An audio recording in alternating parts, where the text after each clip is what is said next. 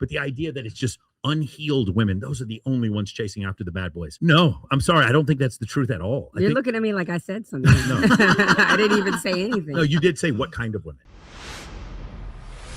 Is we've gotten men to focus on the wrong things, and then they see Kate Hudson over here being like, I don't really like the nice guy. Wait.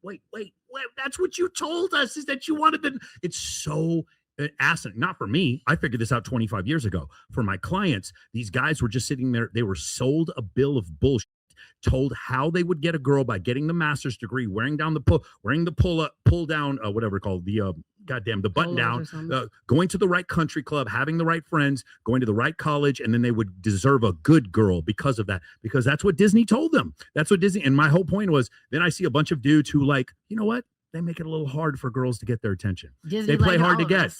They come off a little scummy, even like a little bit of a player, a little hard to get. They see other women chasing him, and those guys are getting the girls that the good guys were trying to chase after. But are those good girls? Who cares? No, I'm not going with you on this one. I'm not going with you on this one. This idea that all of a sudden when the narrative changes, then it's good girls and bad girls. Women and men are attracted to certain attractive qualities. I'm not saying that at different times in your life you can't be attracted to different things, but my point is the idea that it's it's just bad girls that like men who have high status or play hard to get. No, it's not. It isn't. In general, there's certain things that are more attractive than other things. In general, and loyalty isn't one of them. That's my point. I think we all need to watch. I think you would know what year it was. Remember the Discovery Channel, The Science of Sex Appeal? No, I haven't seen that one. Oh my God, I have to send it to you. It's awesome. It was literally just everything we were talking about. It goes purely on arousal. Like these people, they would put them all wearing the same thing. They would cover their hair, and people match. Like, let's say you were considered like a 6, just based on your physical appearance. They tended to match with other people that were in the same caliber of them. However, what got really interested, they took sweaty T-shirts and they put them in the smell pheromones. And like, you know, if it was like your brother or something, you were like, oh hell no. Yeah, you could smell that you're related. There's another. Wait, this is actually, this is really good. So to your point, I actually, when I was in school, we actually watched that study occur, the original study where they took their T-shirts, and the other part that they are leaving out of that study is this. They looked at body types. Okay. And this is really interesting. They looked, and they would assign a geographical shape to body types. Do you know the number one body type that everybody picked was the triangle? Yeah, V-taper. That's what everybody picked, right? And when they smelled the shirt, it smelled like Anavar and Trimble. Smells like It smells like testosterone. Do you know why the pheromone thing worked? Because it was actually genetically linked. It was a DNA thing. So each one of that study ended up pairing off into somebody that was most genetically opposite.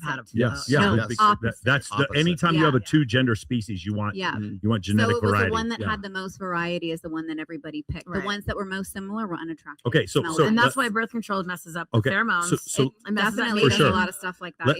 Let's go back to what we were talking about. What makes someone attractive? So there's one of my favorite studies of all time. They took like 270 women and they showed them the faces of these men, and then they had them rate the physical attractiveness of these man's faces. And then afterwards, they took a second group of women. They showed them the exact same group of faces, but they showed them the ratings from other women. But these weren't real ratings. These were ratings that these other women gave them an 8, a 9, a 10.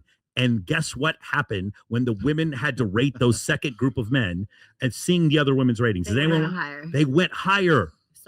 Loyalty? No, bro. You shouldn't be a player. Women won't like that. Like, listen, no, I don't think that men should be a player. But what I'm saying is the fact that other women are attracted to you does make women attracted. I never hear women admit this. I never hear women say, well, it's actually the fact that all these other women were staring at him was the reason why I feel like because that's pick me mentality. It's like, oh wait, what if he picks me out of that group? And that comes from a place of insecurity. I don't know if it comes. So what I was going to say is like the qualities that make for an arousing guy also come with some character attributes as well. So if you got a guy who's like really good looking, and women can all see that this guy is the best looking mother in this club right here, and they want to get with him. Women want a guy who other men want to be, and other women find attractive, want to get after it with.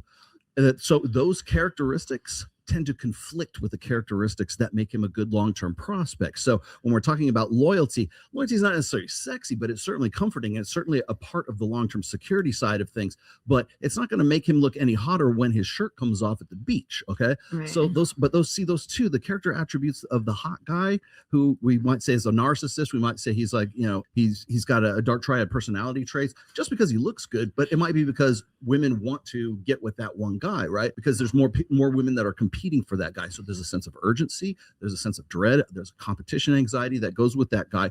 All of the things that made that dude sexy don't make him sexy when he's on for a long-term security prospect. Mhm. But the guy who's got he's a dad, he's a good long-term security prospect. He's not as fun, he's not as exciting as the Brazilian helicopter pilot that you wanted in a club. Like that guy right Look there. at the emotional maturity of his shoulders. It Yes. boils Look at down that. to confidence. It I boils think. down to Yeah. timing is what it is. Right. Because when a woman goes through from like 18 to 28, she's like, that's when she's in her, that's the hoe phase Look- right there. And then so when she gets to 29 years old, that's when it's like, I gotta settle down, look man. at- You know, look at the my mom loyalty. wants grandchildren, and I gotta start thinking of the future. Look at the loyalty in that Richard Mill he's wearing. Look how loyal it looks. Richard Millet. Millet. Yeah. I think confidence is where it's at. I think women will have sex with confident men. Yes, and you know where confidence is derived from? And usually Options. options, The guy who they has take better care of options, themselves. The guy who Oh, I know some guys who don't take care of themselves at all. But they're super arrogant. The guy who has Oh, yeah. options, the guy who has other options, that guy can get away with fucking But murder all of us- because he knows that if it doesn't work out with you, it works out with somebody all of us else. girls have seen beautiful women with ugly men, Mhm. but he has got this swag or some kind of way about him that make women like curious and intrigued by him. And he's not necessarily like the ideal aesthetic, but he exudes a level of confidence. Mhm. And so I think women feel safe with that. And it's sexy. And I think that's what it boils down to.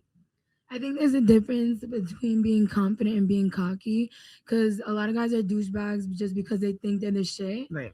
And the there's a douchebags get difference laid between that and and the being others. confident. Because I feel like a real confident man doesn't need to say too much. He doesn't need a flex. Mhm. But some dudes, they be doing the most just like for their own ego.